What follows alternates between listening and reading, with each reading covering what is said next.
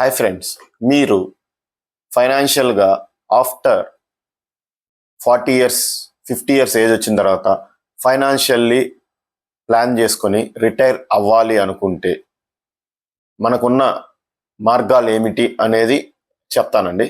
మనకున్న first process, first product వచ్చేసరికి real estate, second వచ్చేసరికి గోల్డ్, థర్డ్ వచ్చేసరికి స్టాక్ మార్కెట్. ఈ మూడిట్లో రియల్ ఎస్టేట్ అనేది ఇల్లిక్విడ్ అసెట్, అంటే మనకి డబ్బులు ఇప్పుడు అవసరమైంది అనుకోండి, అమ్ముకోవాలంటే అమ్ముకొని వచ్చేసే డబ్బులు రావండి, ఇమీడియట్గా రావు, దానికి చాలా ప్రాసెస్ ఉంటుంది. ఇంకా సెకండ్ గోల్డ్, అది అందరికీ తెలుసు. ఇంకా next stock market. Compare to gold, stock market అనేది మంచి రిటర్న్సే ఇండియాలో ఇస్తున్నాయండి. కానీ ఎప్పుడు ఇన్వెస్ట్ చేయాలి, ఎక్కడ ఇన్వెస్ట్ చేయాలి, ఎలాగ ఇన్వెస్ట్ చేయాలి అనేది ఎవరికి తెలియదు. అవన్నీ తెలుసుకోవాలంటే నా పేజీని ఫాలో అవ్వండి, లైక్ చేయండి, కమెంట్ చేయండి.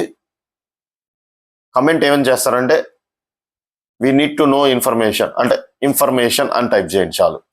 నాకు ఒక ఇంట్రెస్ట్, ఒక ఎంతూజియాజం వస్తుందండి మీకు చెప్పాలనేది. దానికోసమని నేను చేయమంటున్నాను.